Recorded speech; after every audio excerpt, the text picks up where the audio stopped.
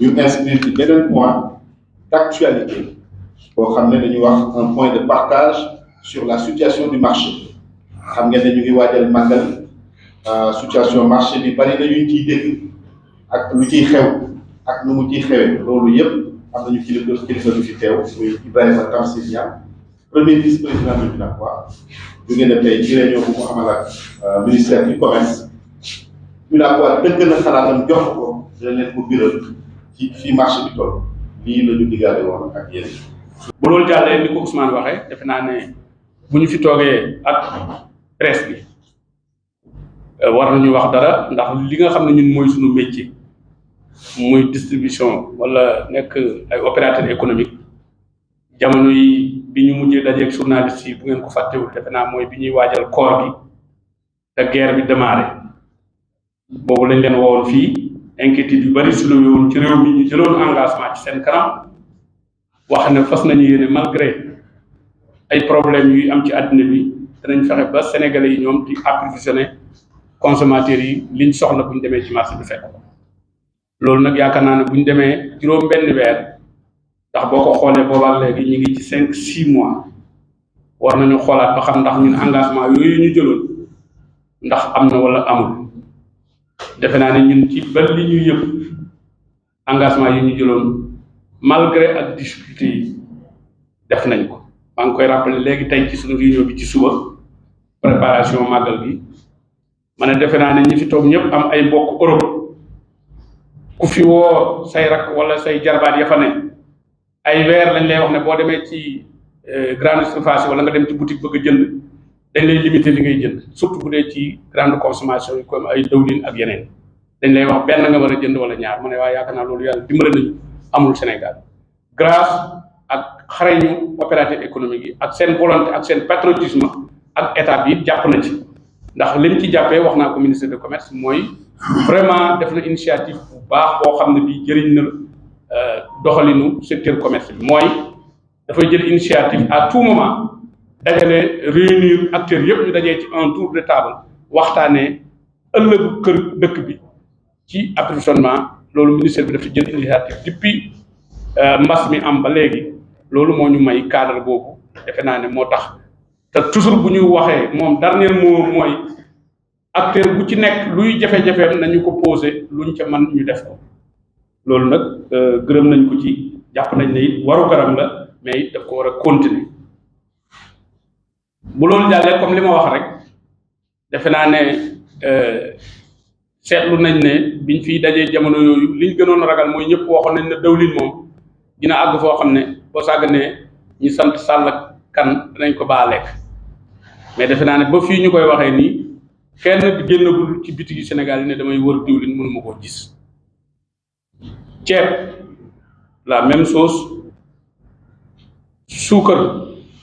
xëy na jamono yooyu tension bi li ko gënoon a gën a méttil mooy xam ngeen ne ñun dañu jël ay option ci dëkk bi mooy bépp industrie bu fi nekk di liggéey lu muy liggéey tant que mi ngi koy mën a satisfaire marché bi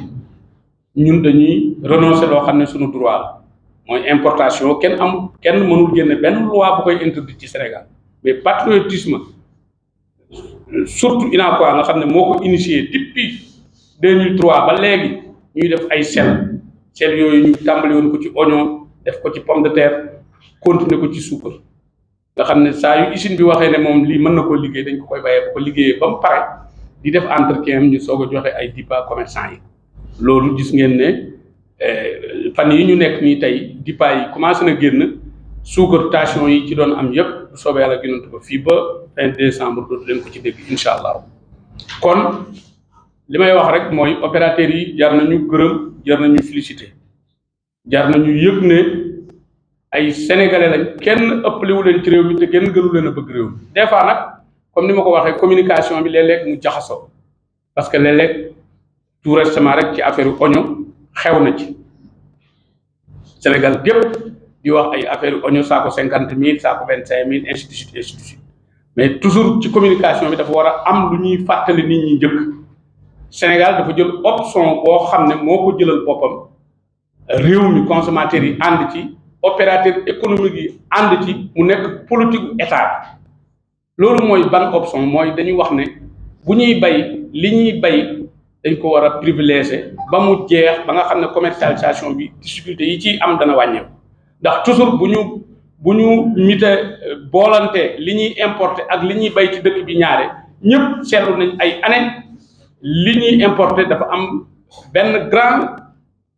masse ci consommateurs yi li ñuy importer moo leen di gënal ñaare bu boobaa day affaiblir suñu baykat yi ak seen production bi ba tax na loolu dinaa ko am mu njëkk jël initiative ñu dem ARM bokk toog ak administration bi ñuy def affaire yu sel te OMC du ci mën a condamner Sénégal parce que ay acteurs yi waroon a importer ñoo wax na ñoom dañuy privilégier seen alalu réew ba mu jeex option boobu ñu jël na moo ñu indi ren comme dañu wax ne féeg li ñu bay mi ngi fi moom la ñuy lekk du ñu jëli leneen bi ñu demee ba le 12 mai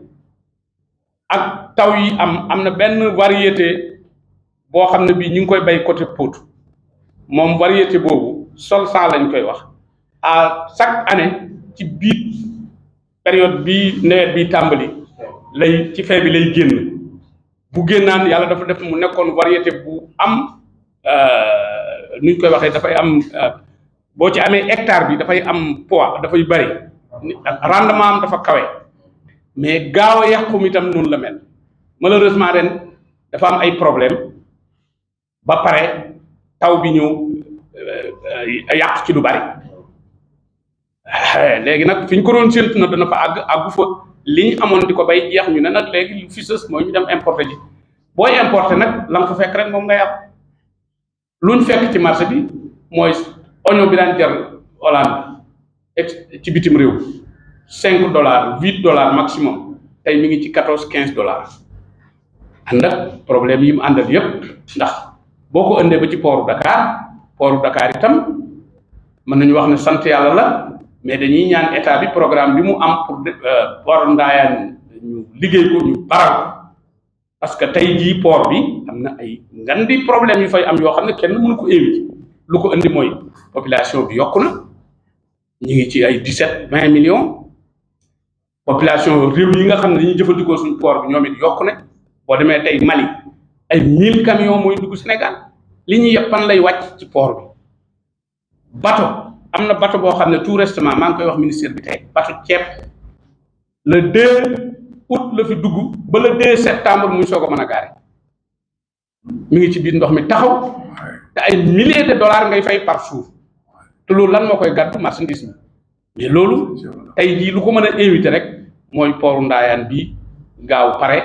ndax bateau yi fi ñëw mënuñ fi ñàkk a ñëw liñ fiy indi usines yi industrie yëpp seen matière première yi ay bateau koy indi lépp ay bateau koy décharger te quai bi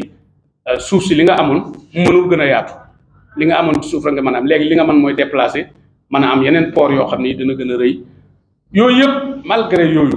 plus dollar bi ku ne xam na ne tey moins de 500 francs la woon bi ñaari at ci gannaaw bi Biden di jël nguur gi bi démocrate yi di yéeg mais à chaque fois démocrate yi bu ñu nekkee Amérique dollar dootu ay yéeg rek yaa ngi fàttaliku jamono bi Clinton demoon na ba 800 francs